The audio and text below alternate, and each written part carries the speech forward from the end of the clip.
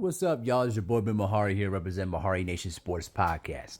I wanted to personally talk about the whole Shedeur Sanders situation and really what happened during the draft. And I gotta tell you right now, the way that it went down, it was very shady. It was distasteful. It was disgraceful, and more importantly, it was done intentionally. But before I get into some of the things that I wanted to talk about, there's only one particular thing I wanted to point out before I forget. To that one kid that basically did the prank call to Shedeur Sanders, I wanted to say it like this. That father of that defensive coordinator for the Atlanta Falcons, he should suffer some heavy consequences for that, for what his son did.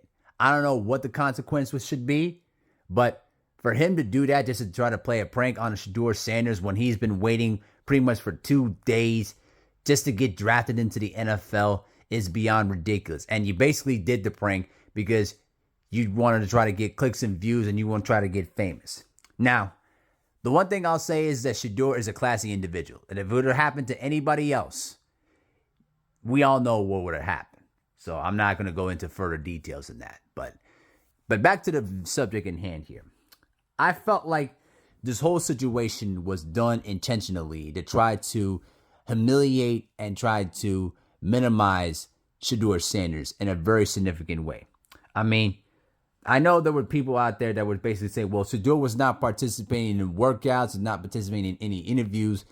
Listen, all those reports turned out to be false. And the way that they were trying to attack this kid, this was an intentional attack on this kid because of his father. I mean, there's no ifs, ands, or buts about it.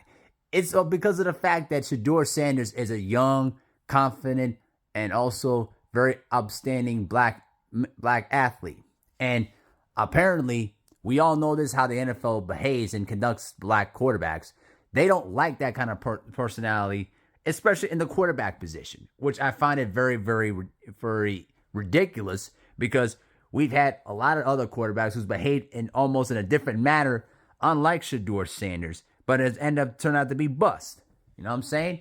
Remember, Johnny Manziel was out there partying, doing whatever he wanted to all hours of the night when he was playing at Texas A&M and when he was playing for the Cleveland Browns. And look how that turned out. It turned out to be a complete disaster. Shedeur Sanders is the complete opposite. The man works hard. The guy learns his craft very, very seriously, and he takes it very, very seriously. Now, there are some glaring things that he'll need to work on. He'll need to work on reading defenses, learning how to scramble out of the pocket, and also that arm strength needs to be improved on. But those things will come as he, starts to improve his craft. Now, when I was watching some of the highlights of the draft, there's no other way outside of Cam Ward. You can't tell me that there were four other quarterbacks that were better than Shedeur Sanders. I'm sorry. I just cannot. I can't believe that there were other quarterbacks that were better than Shedeur Sanders.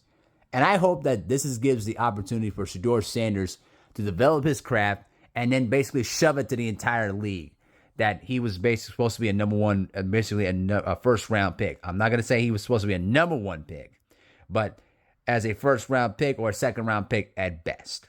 But as I was watching and also noticing how it all transpired when he got drafted by the Cleveland Browns, I was very, very concerned about that. And the reason why I'm concerned about it is that Cleveland, ever since they returned as an expansion franchise in 1999, they have had a huge glaring hole at the quarterback position. They have never had a true legitimate franchise quarterback at all. It's not like it's the San Francisco 49ers or the Green Bay Packers where they basically had only one or two, outstanding quarterbacks and they basically transitioned into the new starting quarterback roles.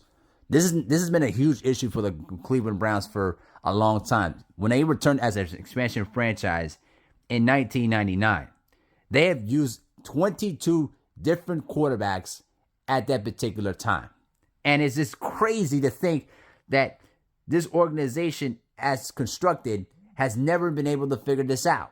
And there's a reason why they have not made any playoff appearances. So when I look at the playoff history of the Cleveland Browns as well, and you look at this glaring statistic here. the Cleveland Browns, ever since they returned back as an expansion franchise in 1999, okay, they've only made the playoffs in 2002 and in 2020. So, actually, no, let me take that back. In 2002, 2020, and 2023, they've only had 3 playoff appearances ever since they returned as an expansion franchise.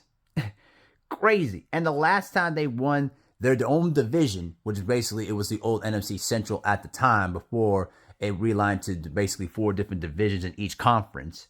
The last time they won their own division was back in 1989.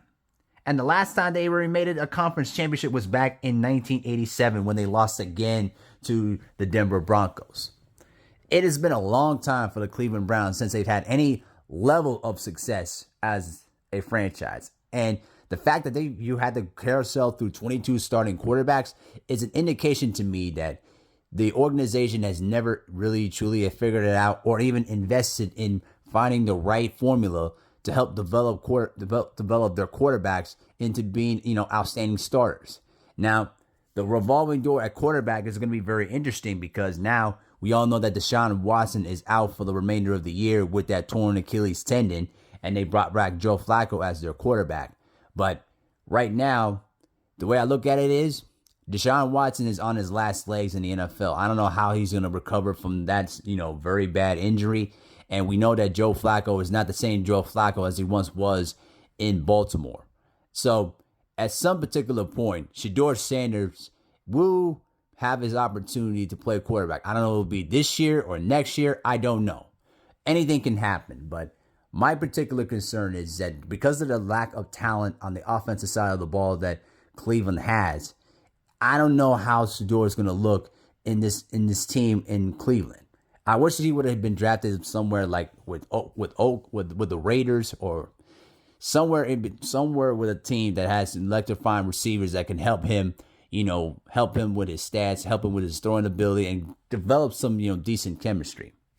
But we'll see. We'll see how he develops in Cleveland. I hope everything goes well for him. I hope that the Cleveland organization invests heavy in Shedeur Sanders and develop it around his talents, because the one thing you don't want to do is just rely on one particular player to lead you to greatness. We all know that football is a team sport, and everybody has to do their part to help a franchise win. So we'll see how this goes for young Shedeur Sanders. But the fact that he had to go through this entire humiliation throughout the entire draft weekend, it was just absolutely ridiculous. And I know that he's going to be motivated as hell to be the best quarterback that he can be and stick it to all of the teams that didn't draft him and stick it to the entire establishment of the NFL to show that, yeah, I'm a confident, flashy, and very bright quarterback, and you guys can't tell me what I should be in terms of my character. And the fact that the NFL continues to play these ridiculous racial undertones in terms of their drafting, scouting, coaching, we all know this to be a fact. The NFL has never learned a damn thing after the Colin Kaepernick thing.